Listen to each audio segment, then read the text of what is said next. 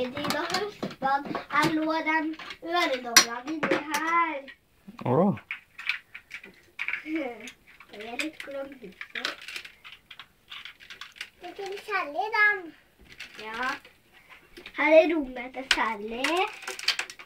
Og de to guttene ville ikke være med Sally, for de likte ikke. Men de hadde huset sitt sammen med Sally, men de hadde ikke samme rom. Jo. Guttene liker jo ikke sånne jentetinger.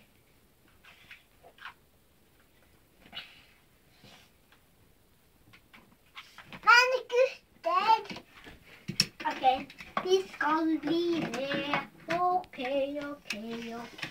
Sigrid, jeg har ødelagt noe. Der skal dere ha litt oppå her. Jeg gjør ingenting.